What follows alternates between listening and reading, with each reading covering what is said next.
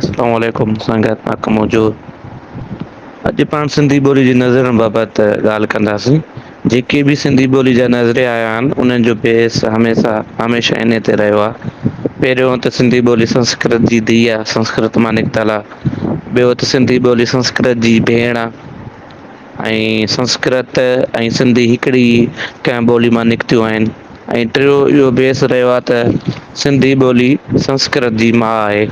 हींअर ताईं इहे टे जेके नज़रिया आहिनि इन्हनि जी माना इर्द गिर्द पए असांजा आलिम फिरिया आहिनि। त सिंधी ॿोली जे नज़रनि जी ॻाल्हि कंदा हलूं। सभ खां अॻाटो या सभ खां पहिरियों जेको नज़रियो ॾिनो सिंधी ॿोली संस्कृत मां निकितल आहे। इन नज़रिये जो जेको मोहरिक आहे डॉक्टर अर्नेस्ट टोंपा। जंहिं मौजूदु सिंधी ॿोली संस्कृत मां प्राकृत पाली शोर्षिनी उपभ्रंश ऐं पोइ विरासत उपभ्रंश जे मार्फत यारहीं सदी ईस्वी में हाणोकी सूरत वरिती। अच्छा, इन नज़रिये जा जेके पोइलॻनि या हामी आहिनि उन्हनि में काको भेरोमल आॾवाणी, मिर्ज़ा कलीज बेग, गुरबख्शाणी, डॉक्टर गुरबख्शाणी, हकीफ़त इमाम सेवाणी इहे इन नज़रिये जा हामी आहिनि।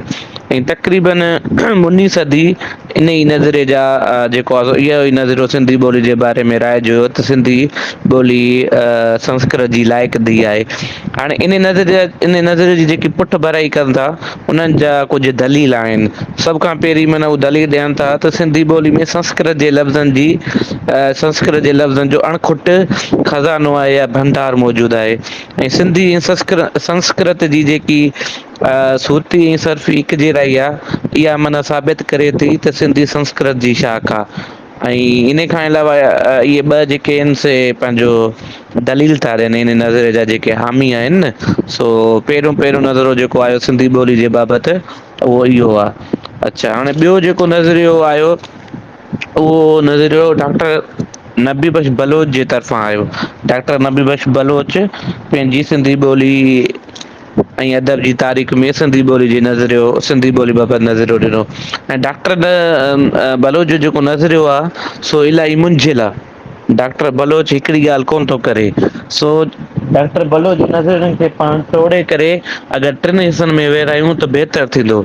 अच्छा, हाणे पहिरियों जेको आहे पहिरियों हिसो इहो आहे त डॉक्टर बलोच चए थो सिंधी मौजूदा सिंधी ॿोली संस्कृत मां निकितल न आहे, बल्कि उहा संस्कृत खां अॻु वारे मक़ामी प्राकृत या प्राकृत मां उसरी आहे। लिहाज़ा जेके सराइकी, बहावली, हिंदको, देरे वाली ॿोलियूं आहिनि ऐं कश्मीरी उत्तरे सिंधु माथ जूं ॿोलियूं आहिनि जेके कश्मीरी ऐं उत्तरे सिंधु माथ जूं ॿोलियूं इहे इन जूं भेणियूं आहिनि। अच्छा, अॻियां अचे थो त बूध भाष जे लिहाज़ सां इहे मिड़ई सिंधु माथ जूं आॻाटियूं ॿोलियूं आहिनि। आॻाटियूं हिंद ॿोलियूं आहिनि। अच्छा, माना पहिरें नज़रे जो जेको हिसो आहे डॉक्टर नबी बख़्श बलोच चए थो सिंधी ॿोली संस्कृत मां सिधो न आहे निकितल, बहरहाल इहा कंहिं संस्कृत खां अॻु वारी मक़ामी प्राकृत या प्राकृतन मां उसरी आहे। ऐं सराइकी, बावलपुरी, देरे वारी, हिंदको ऐं कश्मीर जेकियूं ॿियूं उत्तरे पासे वारियूं ॿोलियूं सिंधु माथ जूं इहे सभु इन जूं भेणियूं आहिनि। ऐं इहे जेके बि आहिनि इहे सभु आॻाटियूं हिंद आरई ॿोलियूं आहिनि।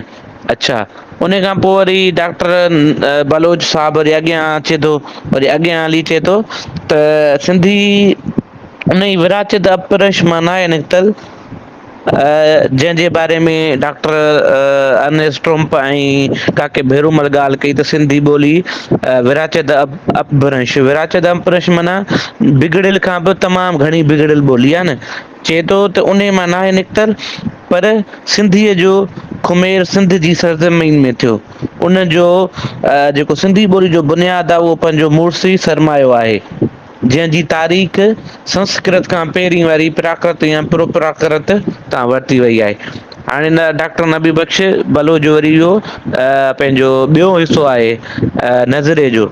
अच्छा, वरी आख़िरी ऐं टियों अहम हिसो आहे जेको उहो डॉक्टर नबी बख़्श बलोच जे नज़रिये जो इहो आहे त चए थो क़दीम दौर जेको आहे अटिकल चोथीं सदी ईस्वी खां अॻु में शुरू थियो हो। असां जंहिंखे सिंधी ॿोली या ॿोलियुनि वारो दौरु चई सघूं था। उन वक़्तु सिंध जी ॿोली या ॿोलियूं ज़रूरु हुयूं पर जेकी हींअर हाणोकी सिंधी जदीद ॿोली आहे सिंधी जंहिंजी असांखे इल्मी ॼाण आहे सा अञा नापेद हुई, माना हुनजी का ख़बर ई कोन हुई, नापेद हुई। जेको आहे सो ऐं अॻियां चए थो हिन अरसे में सिंध देस जी ॿोली या ॿोलियुनि ते सामी दड़ावरी ऐं आरियाई ॿोलियुनि जो असरु थियो। ऐं अॻियां चए थो मुअन जे दड़े जेके आसार क़दीमा आहिनि उन्हनि मां जेको मवादु मिलियो आहे चई सघिजे थो त सिंध जी ॿोली ते सामी सिफ़त ॿोली जो असरु हुजे या सिंधी जेकी आहे सा सामी सिफ़त ॿोली मां आहे। ऐं वरी अॻियां अचे थो त पोइ उहा जेकी सिंधी ॿोली आहे उहा का सामी सिफ़त ॿोली थी सघे थी।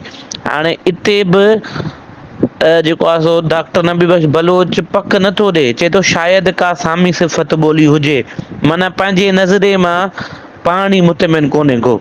ॾिसो ही डॉक्टर बलोच साहब पंहिंजे नज़रियो हिकिड़ो कोन थो बीहारे। डॉक्टर बलोच जे जेकर नज़रिये खे तव्हां डिटेल सां पढ़ंदो उन जा टे सां जेके ॿ तव्हांखे मां पहिरीं ॿुधाया हिकिड़ो ही सामी शायदि का सामी सिफ़त ॿोली हुजे।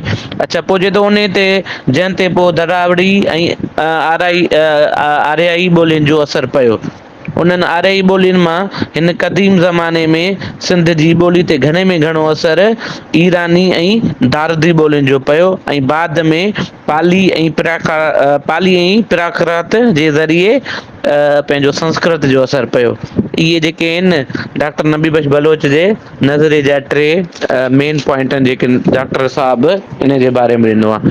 अच्छा टियों जेको नज़रियो आहे सिंधी ॿोली जे बारे में सो डॉक्टर सिराज मेमण साहब जो आहे। सिंधी ॿोली 1964 में लिखी करे किताब लिखी करे उन में पंहिंजो नज़रियो डॉक्टर सिराज साहब ॾिनो हुयो। सिराज साहिब जो जेको नज़रियो आहे इहो वरी सभिनी खां मुख़्तलिफ़ आहे। डॉक्टर सिराज साहिब जे नज़रिये मुताबिक़ सिंधी संस्कृत जी ॼाई न त संस्कृत सिंधी जी ॼाई आहे। ऐं जेको सिराज साहिबु आहे सिराज साहिब जे नज़रिये मुताबिक़ सिराज साहिबु चवे थो त मशरिक़ तौर मग़रिब जी जेकी बि तहज़ीब ऐं ॿोलियूं आहिनि न उनजो असुलु जेको मक़ाम ऐं बुनियादु आहे उहा सिंधू माथर जी ॿोली आहे। हाणे सिराज साहिबु चए थो असुलु जेको आहे सिंध जा माण्हू हुया ऐं सिंधू माथड़ ऐं मुअन जे दड़े ऐं हड़प्पा जा माण्हू हुया जेके पंहिंजो उत्तर ऐं ओलह तरफ़ यानी बाबुल ऐं मिसोपोटामिया वारनि खितनि ॾे हितां खां हिजरत करे विया ऐं पंहिंजी तहज़ीब ऐं ज़बान होॾे खणी विया ऐं सॼे उत्तर ऐं ओभर ऐं ओलह में पंहिंजी तहज़ीब खे फैलायूं। अच्छा ऐं इन जे वरी जेको आहे सो पंहिंजे पुठ भराई में इन जो जेको आहे सो हवालो वरी डॉक्टर नूह क्रेमर जो थो ॾिए। जेको डॉक्टर नूह क्रेमर हुयो अमेरिका जो मशहूरु आर्कियोलॉजिस्ट हो ऐं उहो पेनोसलेवनिया यूनिवर्सिटी हुई उन में सुमेरोलॉजिस्ट हो। अच्छा उनजो चवणु हो त जेके बाबुल ऐं सुमेर जी तहज़ीब आहे उन मां जेके सिका आहिनि उन्हनि मां असांखे माना सिंधू पंहिंजो सिंधू माथा जी तहज़ीब जा उञाण मिलनि था ऐं जेके सुमेर ऐं बाबुल जा माण्हू हुया से माना इन जेको आहे सो पंहिंजे ओलह वारी जेकी आहे जंहिंजे पंहिंजो ओलह में सिंधू जी तहज़ीब अचे थी उनजे ओलह में त उहे उनखे दिलमूम सॾींदा हुआ ऐं उनजे लाइ उन तहज़ीब जी उन्हनि जी माना दिलि में वॾी जेको आहे सो इज़त हुई ऐं एतिराम हुयो। सो इहो माना नज़रियो इहो जेको पंहिंजो सिराज मेमण साहिबु आहे पंहिंजे नज़रिये जी पुठ भराई डॉक्टर नूह क्रेमर जे इन हवाले सां थो ॾिए। अच्छा हाणे ऐं जेको डॉक्टर पंहिंजो सिराज मेमण उहो आर्यन खे हिते माना आर्यन जे अचण वारे नज़रिये खे अफ़सानो थो करार ॾिए ऐं जर्मनी जा जेके आलम आहिनि उनजी ज़हनी इख़्तिरा थो कोठे। अच्छा ऐं ॿियो वरी डॉक्टर सिराज मेमण जो नज़रियो इहो बि आहे त जेके आहिनि सो हितां जा माण्हू हुया उहे मुख़्तलिफ़ माना ओलह ऐं ओभर ॾे पंहिंजी वापार जे सांघे ताजरनि जे ज़रिए होॾां माना विया ऐं उते पंहिंजी ॿोली जेको आहे सो उहो उन्हनि उते पखेड़। अच्छा उन खां पोइ जेको चोथों नज़रियो आहे उहो आहे डॉक्टर अलाना जो। अच्छा डॉक्टर अलाना जो जेको नज़रियो आहे इहो इन खे सभिनी खां वधीक मयारी नज़रियो कोठियो थो वञे छो जो डॉक्टर अलाना हिकु त ॿोली जो माहिर हो लिसान्या जो माहिर हो ॿियो त हिननि सभिनी नज़रियनि जो जेको आहे न डॉक्टर अलाना मुतालियो करे इन्हनि जी माना इन्हनि ते पंहिंजो छंड छाण करे पोइ आख़िर में पंहिंजो नज़रियो ॾिनो आहे। डॉक्टर अलाना जे नज़रिये खां पोइ मुंहिंजे ख़्याल में हींअर ताईं कंहिंजो नज़रियो न आहे आयो। अच्छा, डॉक्टर अलाना पहिरीं त काके बेरूमल वारे नज़िरे खे रद्द थो करे ऐं उहो चए थो सिर्फ़ु लफ़्ज़नि जी बुनियाद जी लफ़्ज़नि जी हिकु जहिड़ाई बुनियाद ते ईअं नथो चई सघिजे त माना मुनासिबु न थींदो त सिंधी ॿोली विरासत अबरिश कान फिरंदी शोरशनी जी मार्फत संस्कृत तां मिले थी। अच्छा, ऐं लफ़्ज़नि जी हिकु जहिड़ी सूरती ऐं सर्फ़ी हिकु जहिड़े जे बुनियाद ते इहा दावा नथी करे सघिजे त का ॿोली कंहिं मां निकिती आहे, बल्कि इन मां इहे बि थी सघे थो त इहे जेके जंहिंमें ॿिनि ॿोलियुनि में हिकु जहिड़ा ई हुजे थी सघे उन्हनि जो जेको असुलु ॿोली हुजे असुलु बुनियादु हुजे उहा का ॿी ॿोली हुजे। अच्छा, उन खां अलावा डॉक्टर साहिबु चयो आहे त ॿिनि या ॿिनि ॿोलियुनि जे जेके वधीक ॿोलियुनि जे तक़ाबली अभ्यास लाइ कुझु उसूल हूंदा आहिनि। उहो उसूल हुन 5 ॼाणाया त उन्हनि में पहिरियां सभ खां पहिरियों सुबुह सूती हिकु जहिड़ियूं ऐं लफ़्ज़नि जी धातुअनि में हिकु जहिड़ायूं रूट्स में करदंतनि जी बनावट जा हिकु जहिड़ा उसूल ऐं इस्मनि ऐं फेलनि जे गर्दाननि में हिकु जहिड़ायूं ऐं पंहिंजो ज़मीरनि ऐं उर्फ़नि ऐं हर्फ़े जर वग़ैरह इस्तेमाल में हिकु जहिड़ायूं।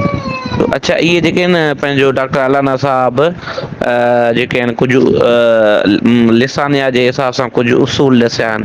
हाणे डॉक्टर अलाना डॉक्टर भेरूमल जे नज़िरे खे उन जे ई पंहिंजे किताब जे हवालनि मां ग़लति थो करे।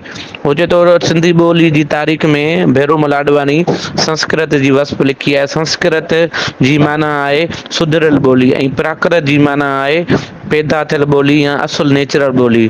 सो डॉक्टर अने स्टुम्प ऐं काको भेरूमल जे नज़र मुताबिक़ त संस्कृत मां प्राकृत निकिती आहे त इन जो नज़रियो हिते ई ग़लति थी वियो हलियो, छो जो संस्कृत प्राकृत मां न आहे निकिती पर संस्कृत जेकी आहे असां प्राकृत जी सुधरियल शिकिल आहे। माना प्राकृत जेकी आहे असां उन जे मुताबिक़ पैदा थियल या नेचुरल ॿोली आहे। संस्कृत जेकी आहे असां उहा सुधरियल ॿोली आहे। पोइ इहो कीअं थो थी सघे त सुधरियल ॿोली जेकी आहे कुदरती ॿोली आहे नेचुरल ॿोली आहे उहा सुधरियल ॿोली मां निकिती हुजे। इते ई इन जे नज़रिये खे रद्द थो करे। इहो डॉक्टर अलाना साहिबु सिंधी संस्कृत जी जेकी पंहिंजो मानिकतल वारे नज़रिये खे रद्द थो करे। ऐं हींअर बि डॉक्टर बलोच साहिब ऐं डॉक्टर सिराज मेमन डॉक्टर अलाना जे नज़रिये खां पोइ इहो नज़रियो हाणे ग़लति थी चुको आहे। इन जी हाणे का वैल्यू न आहे त का सिंधी ॿोली संस्कृत मां निकितल आहे, पर का बि भरे सघे थी का बि ॿोली संस्कृत मां निकितल न आहे।